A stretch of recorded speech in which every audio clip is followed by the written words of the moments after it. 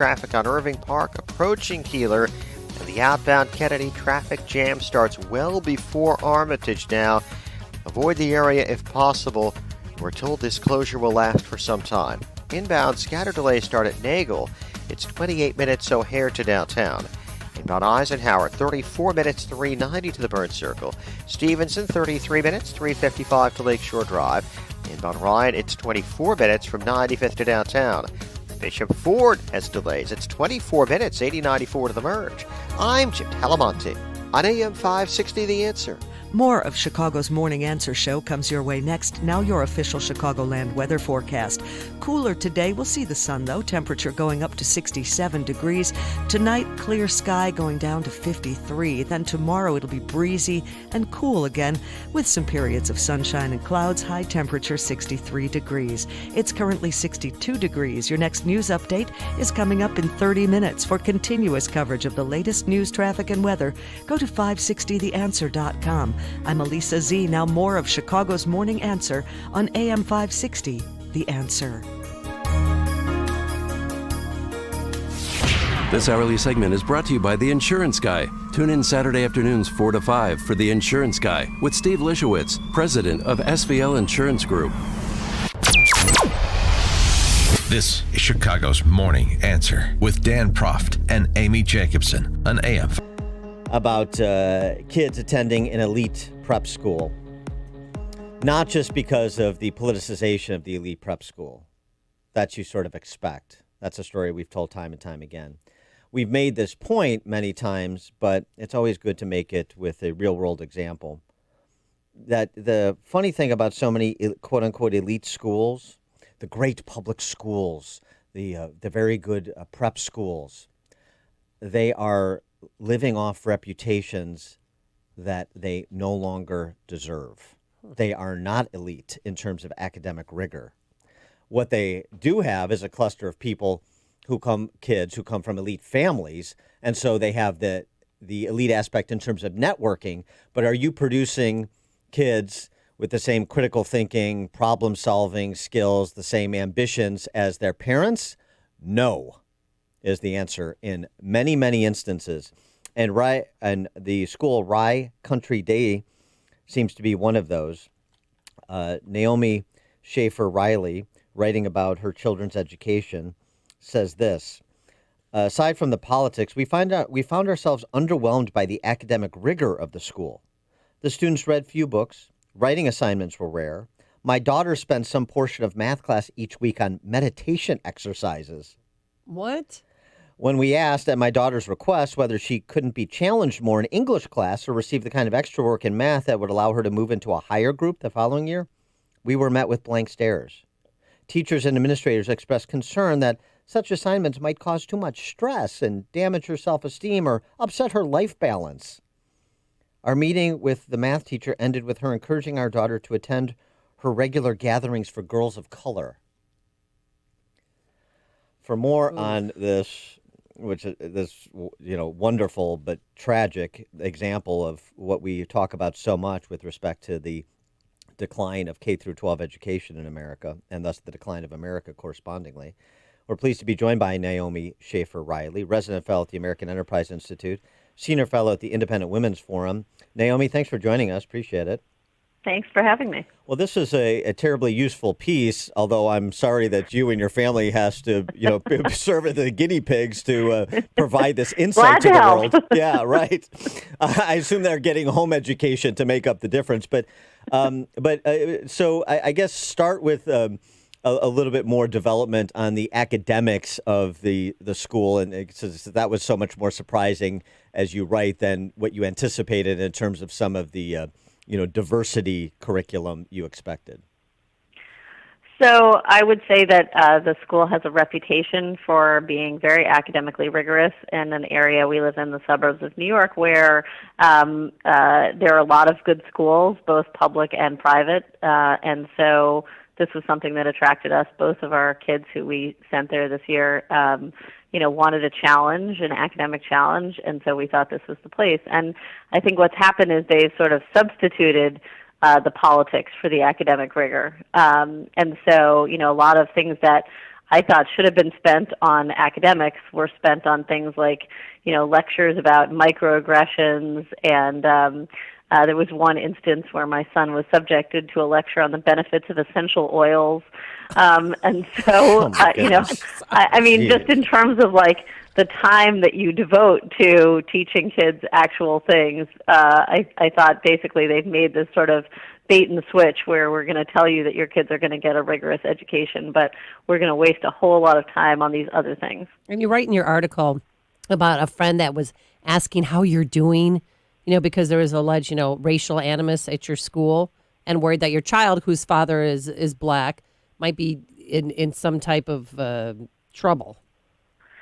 Yeah, so there was a big sort of uproar at a lot of campuses, not just college campuses this spring, but also these elite prep schools, where a lot of alumni were writing and talking about, how all the systemic racism that they experienced at these schools, and the supposed systemic racism at this school, made the local newspapers, with all these people posting anonymously, of course, on Instagram about, the microaggressions that they experienced at the school.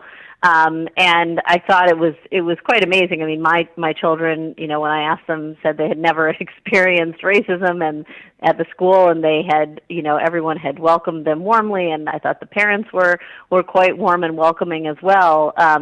But I worried that basically, since so many of their lessons are now, sort of through the prism of race, that, it's going to cause people to start to really think differently about each other, that every story, every friendship that they have now has to be seen through the prism of race, and sort of beat into their heads. What's your perspective on it? Do you think the culture is such that, look, other than the kids there on scholarship, these are mostly kids from well-to-do families. They're going to be fine. We don't have to focus on academics. We need to focus on making them political activists because they're going to be influencers and leaders. We don't need to worry about them getting jobs or making money, those sort of pedestrian concerns. So let's turn them into, future senators from California. No, I think that's true. I think these kids are basically going to be fine, and they will, get into good colleges. And, in the schools, they can just sort of make this kind of this problem go away for themselves, because as long as they're still getting kids into top colleges, they can just reassure the parents that we're doing everything we're supposed to.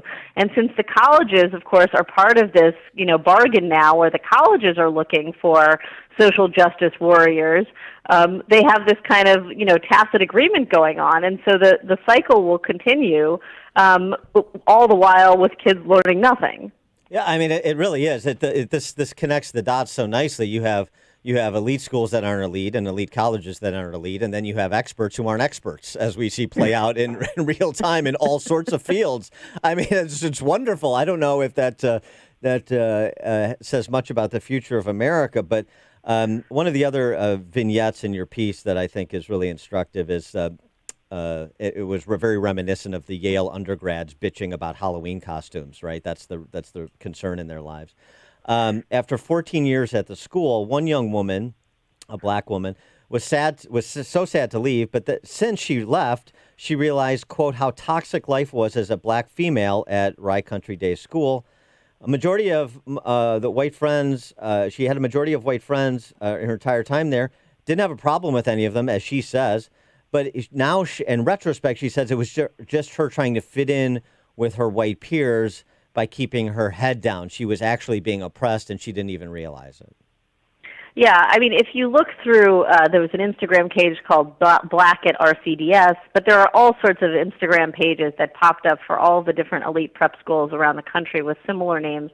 And what you notice, I mean, there were some themes that came out through looking through some of these comments, and some of them were just this, oh, I didn't realize it, but now looking back, I understand how terrible it was. Another one of the things that sort of popped out at me, some of the stories were just so unbelievable. Like, I mean, there was one girl who claimed that the history teacher told them slavery wasn't all that bad. I myself went to a prep school. I have hard time believing that any of these teachers who have been pretty woke for a long time would have said anything of the sort. I could imagine them saying slavery was worse in some states than others, but of course, these are middle school and high school kids, and so who knows what they remember, and they hear what they want to hear. But they're also, now being taught to look for examples. My son was taught, it's a microaggression. If you assume that someone wearing a dress is a woman. So you basically are like looking to uncover all these strange things from your past, and you can read whatever you want into any experience. And of course, since the posting is anonymous and we have no way of verifying it, people are likely to just exaggerate, make things up, or just misremember. Well, are you going to keep your kids at Rye Country Day? No. Okay, so you've Yeah. Well, I thought maybe, it might be a little hard after you wrote this article for them to. Are you going to homeschool them or take them to? Or they're another business? School now. Okay, good. And are they in-person learning? I'm just curious. Some, yes. So it's a hybrid. Must be nice. What's been the reaction from other parents at that school to your piece, I wonder? I've gotten emails from some parents who acknowledge that this is an issue. One parent wrote me saying, I know it's an issue, but it's worse at the other schools. Oh, really? That's the defense of Rye Country Day. And it's interesting. This is an issue. No, it's not an issue. This is you want to talk about systemic problems. This is a problem at the very foundation of the school. Obviously, the adults in the school are the problem.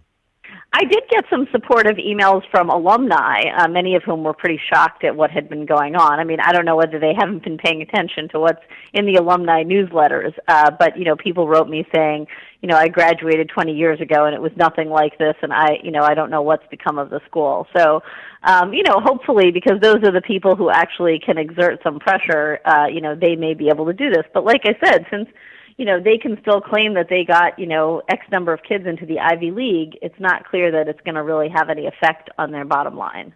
She is Naomi Schaefer Riley, resident fellow at the American Enterprise Institute, senior fellow at the Independent Women's Forum. Her piece in Commentary Magazine, My Kids and Their Elite Education and Racism, which I'll tweet out at Dan Proft, worth a read. Naomi, thanks so much for joining us. Good luck with your kids' education. Thanks so much. Take care. Thank you. And she joined us on our turnkey.pro answer line.